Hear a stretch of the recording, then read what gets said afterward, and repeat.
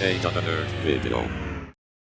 Hello, fellow nerds. My name is Taylor Salan, and welcome to the third episode of Nerd News Weekly. Now, it's been a few weeks since we've done one of these, so we're going to jump right back into it and try to catch up on everything we've missed in the last couple weeks.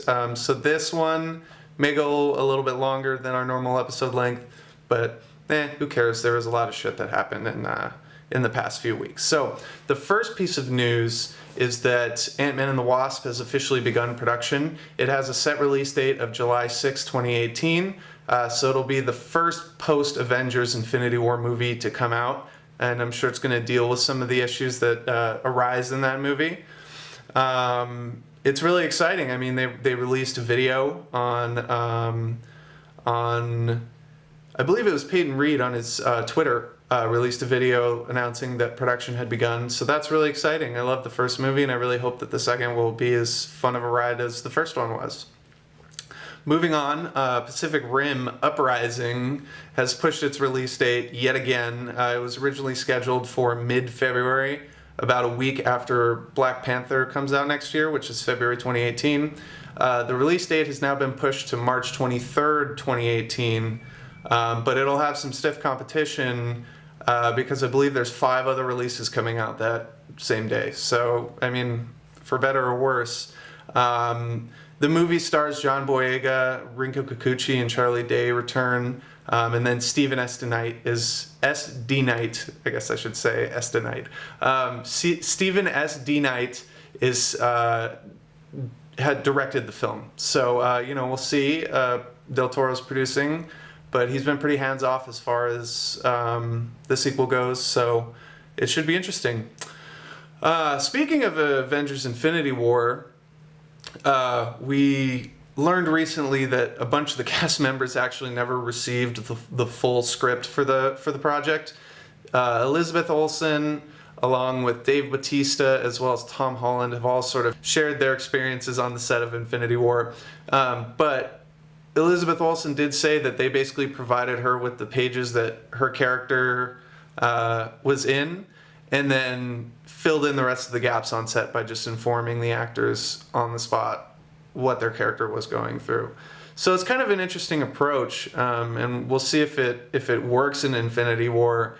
I mean, Tom Holland recently said when they were shooting a scene with one of the big villains who's yet to be unnamed, they wouldn't even tell him who he was fighting. So he was jumping around a green screen, basically, pretending to punch and kick and all that stuff, and didn't even know who he was fighting. So that's interesting. Moving on, Ryan Reynolds took to Twitter recently to release the first image of Josh Brolin as Cable, which is pretty interesting because a lot of people have been speculating what they're going to do with the character. We've known for a long time that Brolin has been cast, and we also know that he was going to be the villain of the movie basically since the after credit scene of the first film.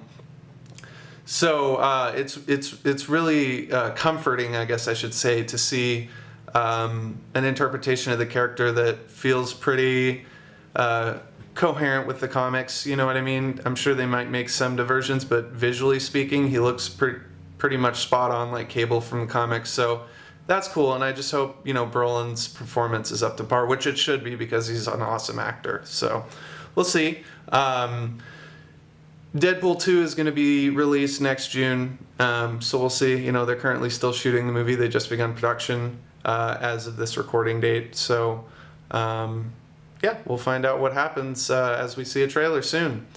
In a big contentious piece of news, Disney recently announced that they are going to be launching their own streaming service and basically be pulling all of their movies from other streaming services that are currently licensing said movies, and they will be starting their own. Now, they did mention that Star Wars and Marvel properties will continue to be licensed as they are now, so we'll see how that pans out. But I know pretty much everyone I've talked to is not really in favor of this idea, so it'll be interesting to see how it plays out and to see how many people they actually piss off when they do this, because it seems like everybody's got their own streaming service now, and it's like kind of going haywire. I don't know. We'll see.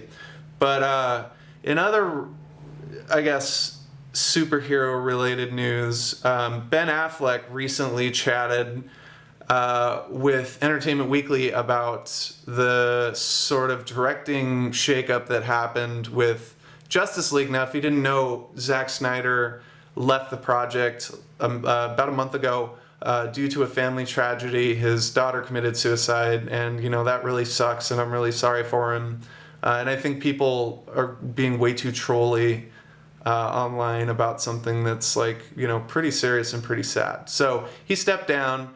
Joss Whedon stepped up to the plate and took over directing duties on the movie. And they are currently in the middle of reshoots. So there's a lot of stuff that's going to change. A lot of people think that the movie is going to be drastically different now that Whedon has taken things on. But I think, to be honest, I feel like Whedon is the type of person that is...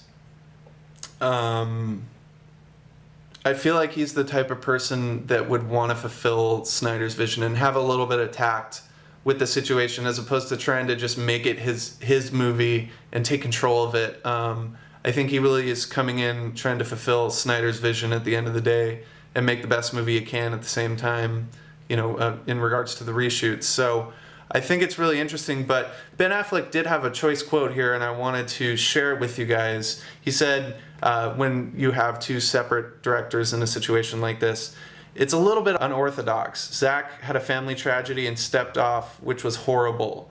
For the movie, the best person we could have possibly found was Joss. We got lucky that he stepped in.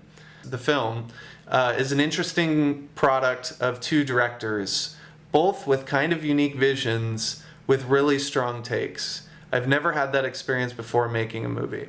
So even Affleck, who's made a bunch of movies and made Oscar-winning Argo and all that stuff, still has, a lot of reservations, it seems. Even though he's trying to be very political about it, it seems to me like he's not really sure what the end product is going to be. And, I'm not sure if Warner Brothers knows the answer to that question either, but I digress. So, in other news, we got our first look at Haley Steinfeld in Bumblebee. Now, the movie, the spin-off Transformers first solo movie, of course, is going to be about Bumblebee. And Haley Steinfeld recently revealed the first look at her character, who's kind of a punk rocker and a rebel, naturally. So that was interesting. The movie's also shooting exclusively in California, which is good. Seeing, a period Transformers movie set in 1980s California is going to be really cool, I think.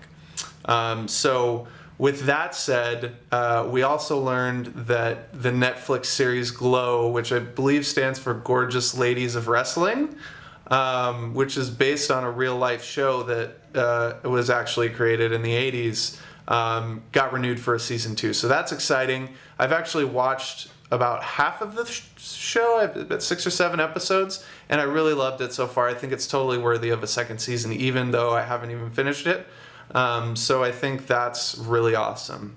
And, a really good thing for diversity in women as well, female ensembles in particular, which it seems like we're getting a lot more of these days. And finally, this is one of my favorite pieces of news in the last few weeks. I guess this actually came out in the last week, but Mark Webb recently spoke about their plans for the canceled Amazing Spider-Man 3 sequel that never happened. As we all know, the movie was kind of a critical failure. It made a decent amount of money, but it was also the lowest grossing of all the movies, and that even includes the first Spider-Man and all that stuff. So I think that says a lot about audiences' interest in that movie and word of mouth that happened. They originally planned a Sinister Six movie, but they ended up canceling all that stuff basically right after the movie came out and talks with Marvel started to happen about bringing Spider-Man back into the MCU. So I just wanted to read the quote about specifically what their plans were for this movie. He says, "Yeah, we were talking about Sinister Six. They were going to make a Sinister Six movie before we did the third one. Chris Cooper was going to come back and play the Goblin. we were going to freeze his head, and then he was going to be brought back to life. We had some notions about how to do it, but I think maybe we were thinking too far ahead when we started building in those things. But it was a fun exercise. Now, I don't know about you, but freezing in a Spider-Man movie, in particular, freezing the Green Goblin's head and bringing a character back to life sounds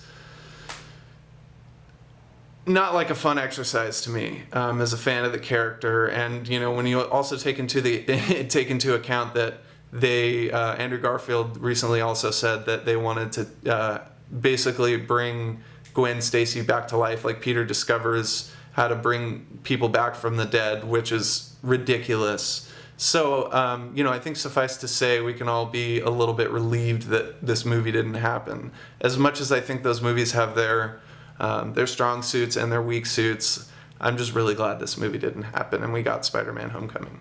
So with that said, that's going to wrap up Nerd News Weekly Episode 3. You can check out all of this content that I just talked about on ageofthenerd.com. You can also check out our other stuff. We've got a lot of content we've been posting on our YouTube page from San Diego Comic-Con 17. So check that stuff out. And then we're also going to have a lot more stuff coming for you in the near future. So definitely stay tuned for all of this cool stuff. In the meantime, my name is Taylor Salan, and thank you very much for watching.